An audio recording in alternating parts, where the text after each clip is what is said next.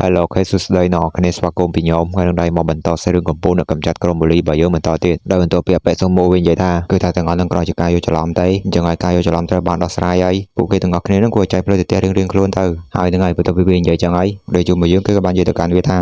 ាវានិយាយប្លាប្លាអីទៅវាម្នាក់ឯងហើយចុងក្រោយក៏មកសម្រេចចិត្តថាឲ្យបែបផ្លូវនៅផ្ទះរៀងខ្លួនអញ្ចឹងមែនហើយគឺថាគេនឹងសុំទោសផងព្រោះទៅនឹងគឺមិនជាអ្វីដែលវាអាចសម្រេចចិត្តតែម្នាក់ឯងបានទេហើយបើនិយាយការពិតទៅវាមិនមែនតែយើងនឹងមិនចង់វាយគ្នាជាមួយនឹងឯងទេតែគ្រាន់តែយល់ថាកន្លែងនោះវាមិនស័ក្តិសមហើយម្យ៉ាងវិញទៀតនោះយើងក៏មិនប្រកាសថាឯងនឹងគឺជាសត្រូវរបស់យើងដែរឬអត់ដែរហើយការដែលឯងអាចផ្ទុះបេសយុគបានទាំងក្មេងនោះក៏វាជារឿងអស្ចារ្យណាស់ដែរគ្រាន់តែឯងក៏គួរតែដឹងថាវាមានរឿងអីកើតឡើងចំពោះបេសយុគដូចគ្នាគឺថាគុំតែយុគនោះក៏ចិត្តល្អលើកលែងទោសឲ្យគេទេហើយយើងក៏ជឿថាយើងអាចបញ្ចុះបញ្ចូលគាត់ឲ្យតួយើងឯងចូលជាសមាជិករបស់ពួកយើងបានដូចគ្នាហើយមិនយូរទេគឺយើងនឹងមកជួបឯងម្ដងទៀតហើយយើងសង្ឃឹមថាពេលយើងមកជួបឯងពេលនោះគឺពួកយើងនឹងមានការនិយាយគ្នាមួយដ៏មានន័យចោះគ្រាន់តែបើនៅពេលនោះឯងនៅចង់បែបនឹងដដែលគឺរឿងហ្នឹងគឺមានតាមហ្នឹងហើយនៅក្នុងពេលហ្នឹងដែរណាបេសុនជីននៅវិញគឺបាននិយាយថាគឺថាពួកគេនឹងគាត់សម្រេចបែបហ្នឹងទៅក៏ប្រុសស៊ូស៊ីនឹងក៏មិនសឹកក្នុងសារភាពដែលល្អប៉ុន្មានដែរហើយនឹងហើយបើនិយាយពីបេសុងមូនៅវិញហ្នឹងក៏ថាបើកឡានចេញទៅប្រូចតែម្ដងហើយបន្ទាប់ពីបេសុងមូនឹងចេញទៅបាត់ហើយស៊ុនជីននឹងគឺថាគេមកថ្វាយគុំនៃជួនមកយើងយកតែម្ដងហើយគឺថាស៊ូស៊ីសម្រាប់គេនឹងគឺសំខាន់ខ្លាំងណាស់និយាយទៅគេចាត់ទុកស៊ូស៊ីនឹងដូចជាបងប្អូនបង្កើតរបស់គេអញ្ចឹង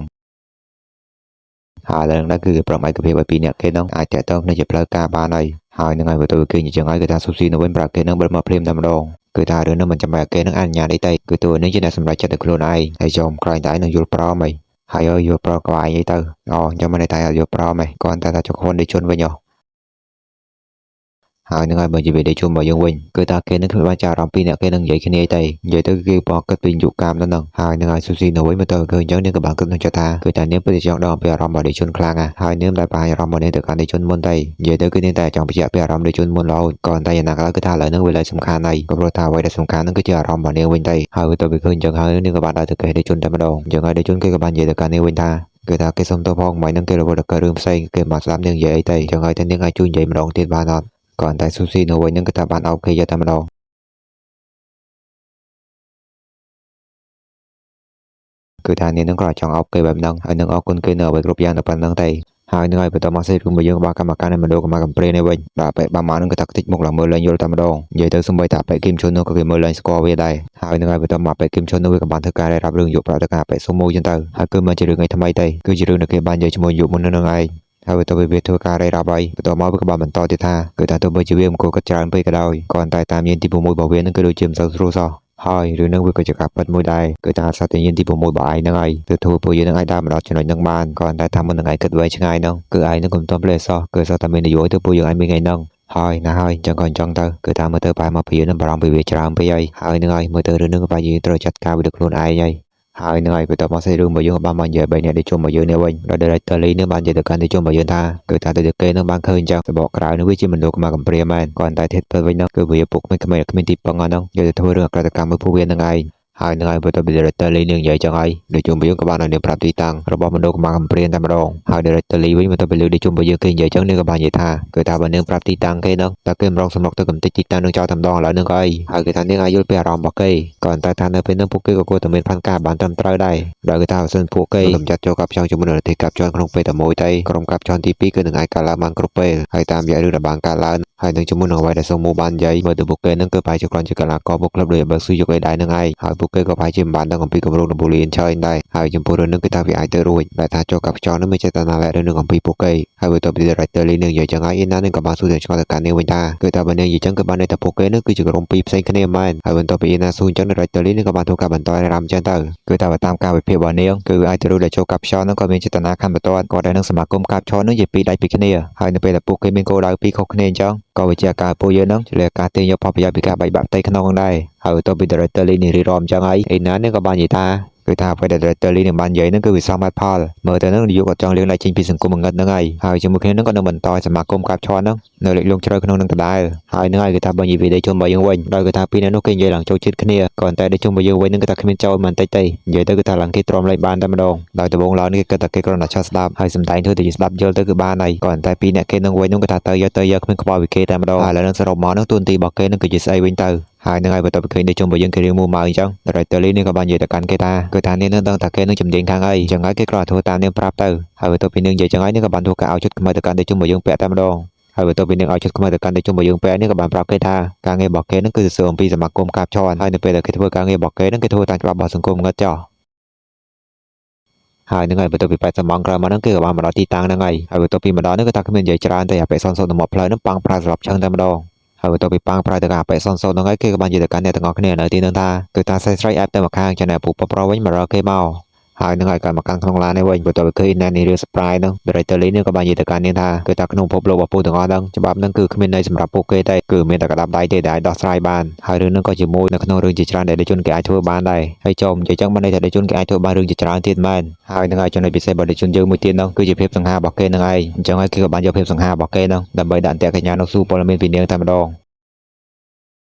ហើយនឹងហើយសេរីរឿងរបស់យើងក៏បានកម្មការនៃបណ្ដោះកម្មកំព្រានេះវិញដោយកញ្ញាមើលតែចេះនៅមួយផាយជននេះបានមកសុំបងជាអប៉ែបាម៉ាងហើយអប៉ែបាម៉ាងហ្នឹងក៏វាឆ្ងល់ដែរគ្រាន់តែនៅពេលដែលអប៉ែបាម៉ាងស៊ូហ្នឹងគឺថាកញ្ញាហ្នឹងបានប្រាប់តែនាងព្យាយាមប្រឡប់និយាយរឿងផ្សេងរហូតហើយនឹងហើយឥឡូវហ្នឹងកម្មការនៃជុំរបស់យើងនេះវិញបន្ទាប់ពីគេសួរនាំព័ត៌មានពីកញ្ញាហ្នឹងអស់ហើយហ្នឹងគេក៏បានធ្វើការក្រោកចេញមកវិញមកហើយបន្ទាប់ពីគេចូលមកដល់ក្នុងឡានហើយធ្វើការរៀបរាប់រឿងប្រាប់ director Lee ហ្នឹងបន្ទាប់ពីគេក៏លេបភ្នែកទៅខាងមុខឡានគេក៏ចាប់អារម្មណ៍ថាអប៉ែមួយនោះដូចជាមិនសូវស្រួលសោះហើយនឹងហើយអញ្ចឹងហើយគេក៏បានប្រាប់ director Lee ហ្នឹងបើឡានចេញពីកន្លែងសិនទៅគ្រាន់តែថាក្រោកពួកគេចេញឡានហ្នឹងអប៉ែមួយនោះក៏បានធ្វើការរត់មកវាយខ្យល់ឡានរបស់គេប្រើតែម្ដងហើយនឹងហើយបន្ទាប់ពីវាវាយប្រើហើយ3នាក់របស់គេនឹងបើឡានចេញផុតហ្នឹងអប៉ែដែលវាយខ្យល់ឡានហ្នឹងវាក៏បានធ្វើការតាក់ទងទៅកាន់គ្នារបស់វាអញ្ចឹងទៅហើយនឹងឥឡូវនេះទៅនិយាយក្នុងឡាននោះវិញគឺថាគ្មានតែគេត្រូវរបួសទេនិយាយទៅមកប្រើមិនហ្នឹងបើក៏ដែលជុំយើងជួយទាញយើងតហ្នឹងអីណាហ្នឹងក៏បែរទៅមុនបាញ់ខ្ចាក់ពេញហ្នឹងបាត់ហើយនឹងគេថាទូអញ្ចឹងក្រោយក៏តែឥឡូវហ្នឹងក៏ពួកគេមិនតរួចខ្លួននៅឡើយដែរក៏ព្រោះថាឥឡូវនេះមានឡានសមួយហ្នឹងក៏បើកដេញតាមឡានរបស់គេតែម្ដងហើយនឹងហើយដែលនៅក្នុងឡានហ្នឹងគឺជាអប៉ែគឹមឈុនហ្នឹងឯងដោយពួកគេនឹងបានធ្វើការបើកគៀគ្នាប៉ង់ប៉ង់ពេញផ្លូវតែម្ដងហើយគេថាឡានបើអប៉ែគឹមឈុននៅធ្ងន់ជាងហ្នឹងឡានបាត់ director លេងនេះគេថាគ្មានតគីឈ្នះបឡាអប៉ែគឹមឈុនទេអញ្ចឹងហើយពួកគេមានធ្វើការបើករត់ហ្នឹងឯង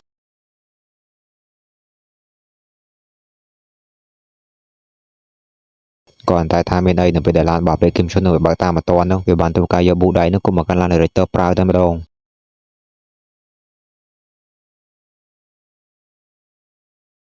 ហើយអញ្ចឹងហើយដូចជុំមកយកវិញបន្ទាប់ពីឃើញអញ្ចឹងគេក៏បាននៅ director Lee នឹងជប់ឡានដោះស្រាយជាមួយនឹងពួកវាសិនតែម្ដងគ្រាន់តែនៅក្នុងពេលហ្នឹងដែរអប៉ែគឹមឈុននោះវាក៏បានបន្តគប់បាដៃនេះមកកាន់ឡានរបស់ពួកគេប្រើទៀតអញ្ចឹងហើយដូចជុំមកយើងគេក៏បានធ្វើការជួយទប់ចកឡានហ្នឹងគេអបទៅកាន់ឡានអប៉ែគឹមឈុនវិញប៉ាំងតែម្ដងហើយបន្ទាប់ពីអបមួយឡានរបស់វាហើយដូចជុំមកយើងគេក៏បានធ្វើការស៊ូចូលក្នុងឡានរបស់វាតែម្ដងហើយនឹងហើយក៏តែថាក្នុងឡានរបស់វានឹងមិនមានតែអប៉ែគឹមឈុននៅណាដោយមានកូនចៅរបស់វាពីរនាក់ទៀតធ្វើការទិញកបិតចាក់ដូចជុំមកយើងយកតែម្ដងអញ្ចឹងហើយនៅក្នុងពេលហ្នឹងដូចជុំមកយើងគេក៏បានធ្វើការធាក់អប៉ែគឹមឈុននោះទប់ជាមួយអ្នកកាន់កបិតហ្នឹងចេញមកក្រៅឡានប្រើ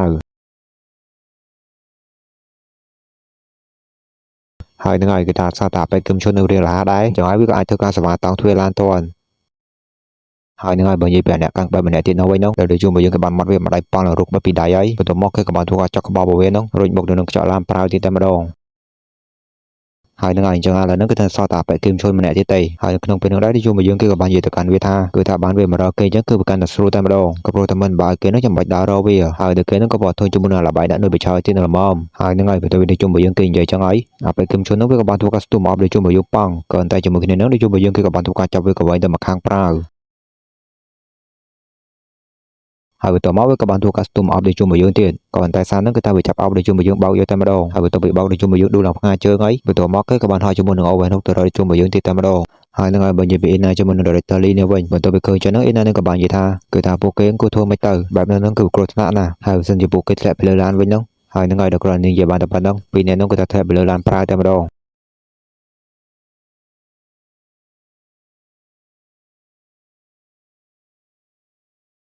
ហើយបន្ទាប់មកនៅក្នុងពេលនោះដែរពេលគឹមឈុននោះវាក៏បានសួរមកកាន់តែជុំមកយើងថាគឺថាតើវាអាចសួរមកសំណួរបានអត់ដល់គេនឹងគឺជាអ្នកគេបកទៅហើយតើគេបាននឹងឲ្យខ្លះពី director Lee ហើយនឹងគេនឹងមានតែអ្នកតំណងឲ្យជាមួយនឹងវិទ្យាល័យគីមីយ៉ងហើយចូលមកឯងសួរយើងលើពីមួយសំណួរណាអូតែអញ្ចឹងឯងឆ្លើយមិនរួចមែនហើយមិនមែនតែយើងនឹងឆ្លើយមិនកើតទេតែគ្រាន់តែមិនដឹងថាយើងនឹងត្រូវចាប់ផ្ដើមពីកន្លែងណាគ្រាន់តែឥឡូវហ្នឹងទៅហើយចោះគឺយើងគ្រាន់តែវាយឲ្យទ្រាំទៅក៏បានហើយអូវាយទ្រាំអញ្ចឹងហើយល្អណាស់មិនទេយើងយល់ហើយបើអញ្ចឹងទៅហើយហ្នឹងយើងក៏នឹងចាត់ទុកឯងក៏ជាសត្រូវដែរហើយបើតាមពិតទៅហ្នឹងគឺយើងមានរឿងផ្សេងដែលត្រូវចាត់ការទៀតគ្រាន់តែមុនទៅធ្វើរឿងនោះគឺយើងកំដរឲ្យលេងតិចសិនចោះហើយហ្នឹងហើយនៅគណៈពេលដែលវាក៏បបោបាច់ហ្នឹងដូចជុំមកយើងគឺក៏បានស្ទុំមកជាមួយលោកខេកប៉ង់តែម្ដងគ្រាន់តែជាមួយគ្នានោះពេលគឹមឈុននោះវាក៏អាចប្លុកតនដូចគ្នាហើយបន្ទាប់មកដូចជុំមកយើងគឺក៏បានថៃជួងលោកលោកប៉ង់ទៀតដោយទោះបីជាគេអាចប្លុកជាប់ក៏ដោយហ្នឹងក៏ត្រូវទៀតឈាមសិនដែរហើយបន្ទាប់ពីប្លុកប៉ង់ហើយគេក៏បានបន្តប្រើប្រាស់ជាមួយលោកខេកតទៅកាន់ជើងមកវាប៉ង់ទៀតហើយបន្ទាប់ពីមកលោកខេកប៉ង់ធ្វើវាឲ្យចំហហើយដូចជុំមកយើងគេក៏បានថៃជាមួយនឹងលោកម្ដាយប៉ង់កណ្ដាលមុខពេញទៀតតែម្ដងហើយបន្ទាប់ពីត្រូវមកលោកកណ្ដាលមុខហ្នឹងហើយអាពេលគឹមឈុននោះវាក៏បានព្យាយាមរកចំហ counter លោកមកកាន់ដូចជុំមកយើងវិញដែរគ្រាន់តែដូចជុំមកយើងគេអាចគេផុតបន្ទាប់មកក៏បានបន្ថែមលោកប៉ង់ទៀតតែម្ដងហើយបន្ទាប់ពីលោកហើយរកប៉ង់ទៀតហើយចឹងហើយវាក៏បានធ្វើការចូលទៅក្នុង Emerson បន្ទាប់មកក៏បានប្រើប្រាស់រហូតមកកាន់ដូចជុំមកយើងវិញគ្រាន់តែមានទីទាន់ដូចជុំមកយើងអីដែលមកជើងម៉ាំងកណ្ដាលពុកបើដូចជុំយើងមុនបាត់ហើយបន្ទាប់ពីត្រូវមកជើងហ្នឹងហើយហ្នឹងវាក៏បានគឹងនឹងចិត្តថាគឺតែតែលឿនបើដូចជុំហ្នឹងលឿនឡើងអញ្ចឹង ហើយរត់ដល់គាត់មកប្រហែលបងជួយយើងប៉ាំងទៀតតែម្ដងហើយនៅក្នុងពេលជាមួយគ្នានោះវាក៏ចង់ប្រោលហុកមកកាន់តែជួយយើងវិញដែរក៏តែមានន័យដែលជួយយើងគេក៏បានកិច្ចផុតបន្ទាប់មកក៏បានធ្វើការប្រកាបចានវាដូចថ្មតែម្ដងហើយបន្ទាប់ពីវាដូរនោះដែលជួយយើងគេក៏បានធ្វើការជន់វាថែមទៀតក៏តែការ reflect របស់វារឿយៗដែរចឹងហើយវាក៏អាចកិច្ចតន់ហើយបន្ទាប់ពីវាកិច្ចទៅផុតដែរដែលជួយយើងគេក៏បាននិយាយទៅកាយវាថាបើវាមិនប្រើមុខទៀតហ្នឹងគឺវានឹងគ្មានមកផាយជាមួយនឹងគេទេគឺថាការផ្ដោតអារម្មណ៍របស់វានឹងគឺការយកតែម្ដងហើយនឹងឲ្យចំណាប់បែកគឹមឈុននោះវិញបន្ទាប់ពីដេកជុំរបស់យើងគេនិយាយចឹងគេក៏បាននឹកឃើញដល់ពីសម្ដីរបស់កញ្ញាថាអារម្មណ៍នៃ emotion ហ្នឹងគឺគ្រាន់ជាការ inspire ពីមនុស្សម្នាក់មកទេហើយបន្ទាប់ពីគេនឹកឃើញចឹងហើយគេក៏បានគិតក្នុងចិត្តថាតើមនុស្សដែលនាងនិយាយហ្នឹងតើវាអាចជាដេកជុននឹងដែរអត់ហើយមើលទៅហ្នឹងគឺគេមិនអាចយកឈិនដេកជុនបានទេចឹងហើយមើលទៅគេឈប់លេងជាមួយដេកជុនទៀតហើយគឺគេនឹងមកចាប់ការងាររបស់គេឲ្យហើយសិនហើយបន្ទាប់ពីគេនិយាយចឹងហើយគេក៏បានធ្វើការស្ទុំរឡាន directly តែម្ដងក៏តែតាមតបបានប៉ាឡាន directly ផងហ្នឹងដូចជុំរបស់យើងមកពីក្រោយនោះគឺថាប៉ាំងខ្ទប់នៅឡានតែម្ដងហើយបន្ទាប់ពីមកប៉ាំងហ្នឹងហើយគឺថាវាឡើងសង្ងល់នៅហ្នឹងចឹងហើយដូចជុំរបស់យើងគេកៀងខ្លាំងមែនតើគឺថាមិនហ្នឹងគេប៉ាវាតែបន្តិចតើហើយហ្នឹងហើយតាមពិតគឺជាល្បីរបស់វាហ្នឹងឯងដល់នៅពេលដែលជុំរបស់យើងគេទៅទាញវាហ្នឹងវាក៏បានធ្វើការបញ្ចេញគុំក្បែររបស់វាក៏បានមកកាន់ដៃជុំរបស់យើងច្បាប់តែម្ដងហើយបន្ទាប់មកវាក៏បាននិយាយមកកាន់ដៃជុំរបស់យើងថាគឺថានៅគេដែលមកប៉ាំងផ្លូវរបស់វាហ្នឹងគឺមានផ្លូវស្លាប់ហ្នឹងឯង